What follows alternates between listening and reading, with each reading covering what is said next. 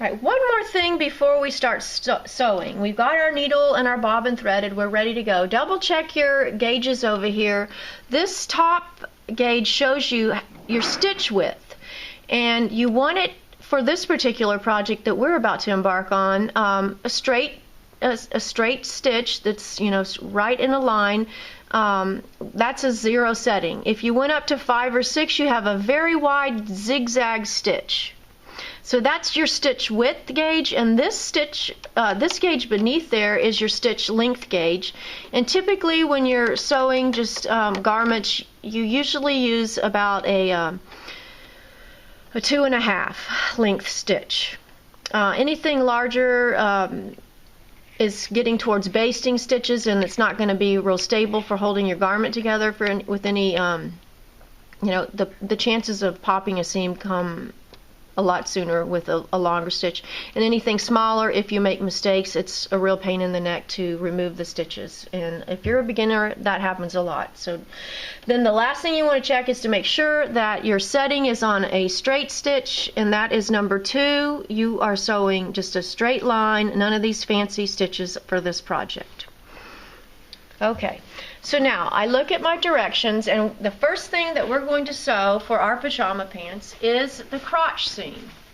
And I don't know if you can show this, but we marked it the last time we met for the front, and we marked the smaller of the J's to show the front seam. And if I show it on myself, it's going to go like this, and there's going to be a seam all the way from my, let's say, belly button through where my legs are, up my back of my rear, up to my waist in the back. And that's where you're going to have your seam. There's no side seam. So what I want to do here is I'm going to take my piece of fabric, and I'm going to lay it with the right side up, and I'm going to take the other pant leg, and I'm going to lay it right sides together on top of each other, matching the notches. And I know that this is the correct piece because I marked them last time with that little pencil star on both sides, so that I wouldn't be confused and I could identify it quickly. So what I want to do is, once I've got both of the front seams together, is I'm going to match up my notches, and I'm going to pin my notches in place. And I'm going to sew along this J. So you want to place your pins about every 1.5 inches, because they help stabilize the fabric as you move it through the sewing machine. And I like to pin them perpendicular to the fabric edge, and that's what it will look like. Alright, I've got my front pinned, and now, after referring to my directions, I realized I need to go ahead at this time and pin the back crotch seam as well. And I'm going to match up my notch again, and I like to have the pin heads on the right side of the fabric, so as I sew and they move towards the needle, that's a very dull pin, I can remove them before they pass under the needle so that they don't break the needle or mess up the machine mechanism by getting sucked down into that hole in the needle plate. I can just pull them out as I go before it comes to them. So it's easy because I'm very right-handed. Now, it may be different for you, but that's what's easiest for me when I sew. Alright. So I've gotten that pinned all the way around. So now I pinned the back seam and the front seam, and I'm getting ready to sew them. When you sew and you sit down at the sewing machine, make sure your tools are handy, your scissors, your pins, etc. And I'm going to have it on a slow setting for speed. Your speed setting's over here. What you want to do is you're going to use a 1/2 inch seam. And I think I told you that the needle plate has grooves in it that show you how wide your seam allowance is going to be. And if you look from the center of where the needle is, if I put the presser foot down, where's that? Darn it.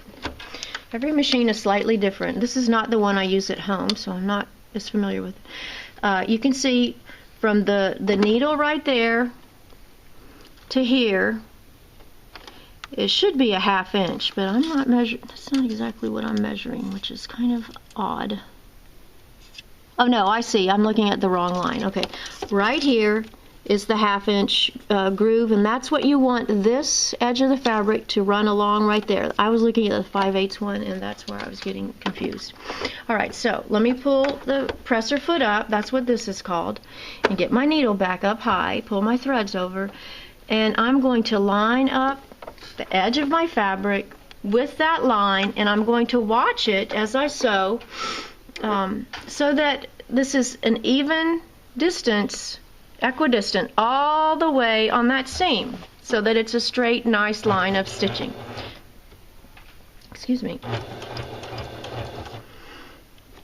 And here I come to that pin, and I really don't want it to run over because I don't want my needle to break, because that's a hassle. So you just guide it through, and I'm watching that line right there.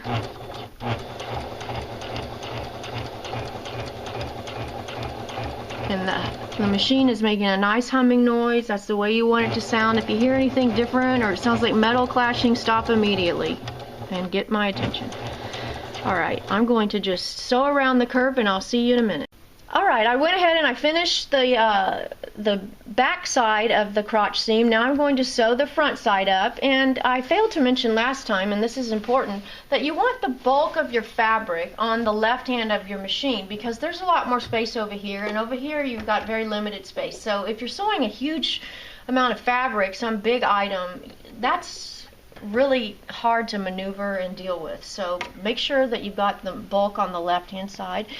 And I'm going to go forward a little bit. I have lined up my fabric with my 1/2 inch mark, and then here's a little wonderful thing about this machine is I can reinforce my stitching with this reverse button. So this is how I go backwards. So I'm going to go a little bit farther, and then I'm going to reinforce where the seam's going to be.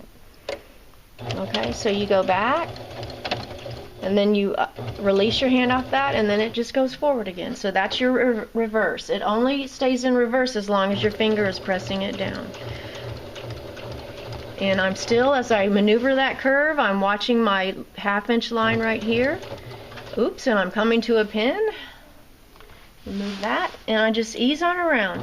And if ever you are worried about, you know, the machine going too fast with your foot on the foot pedal, you can adjust your speed over here. Obviously 3 triangles is fast and 1 is slow, so you can slow it down. Or you can even use that hand machine or hand knob to make the machine move forward without electricity, if you're worried about going too fast and you want to make sure you're doing a good job.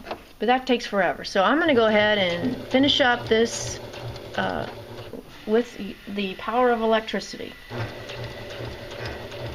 Alright. What I'm going to do right now is I'm going to reinforce, and I'll remove this so that you can see.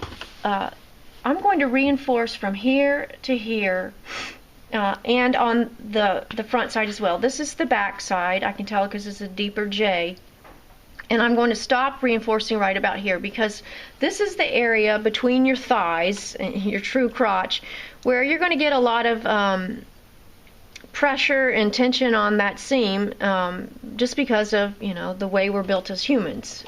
So we want to reinforce the stitching, and we're going to stitch 1/4 of an inch away from this first stitching line. And we're not going to do it up at this part that's on front, on like this part would lay on your back, the lower back, and then the other J on your tummy, and that doesn't take a lot of stress like the crotch seam does. So I'm going to line this up 1/4 of an inch away from this thread line, and just sew. And I don't know if you can see that. I hope that you can. And then we're going to press open after that the front and the back, the part that's on your tummy and your lower back. We'll press that seam open, but I'm not pressing this part open. Alright. Trim your thread. And then if you see the stitching, you can see how it really, I got a little bit off there, but it's pretty equidistant from my first stitching. And at this time, I'll go ahead and trim these threads as well. I like to trim my threads as I go because I don't want them getting in tangles or getting caught up in the sewing machine because that just creates a nightmare you have to deal with. And you can see on my front J, I marked with the pin where I want to stop. So I'm going to start here, and I'm going to proceed to this pin. And then I will iron my seams open or press them open. And I'll show you that the next time.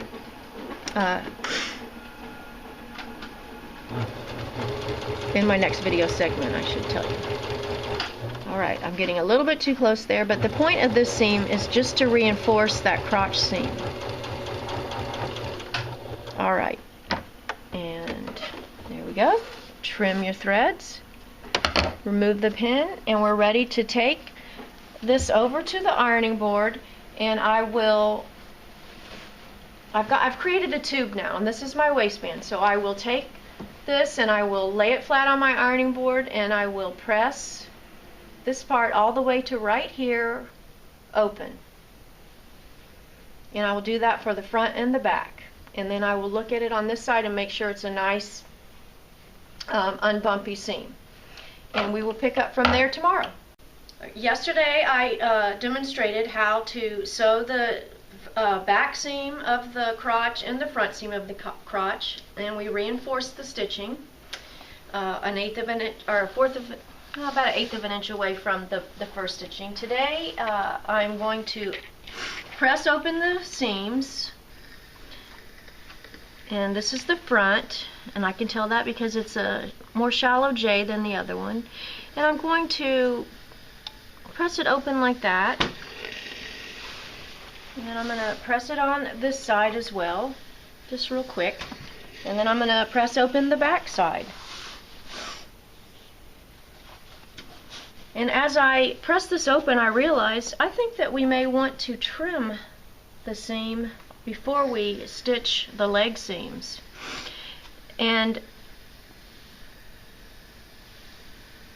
alright, there we go. And what I mean by trimming the seam is right here where I've reinforced it. That's going to be right in between your legs in your crotch, and you don't want that tickling you, so I think the best thing to do is trim right close to the stitching, being careful not to pierce the stitching, because then you have to go back and sew it again. Now you can see there's really nothing to press open, and it'll just slip to one side or the other depending on the way I sew the leg seam in a few minutes. And let me trim the part that's on your back side, because alright, so that's ready to go.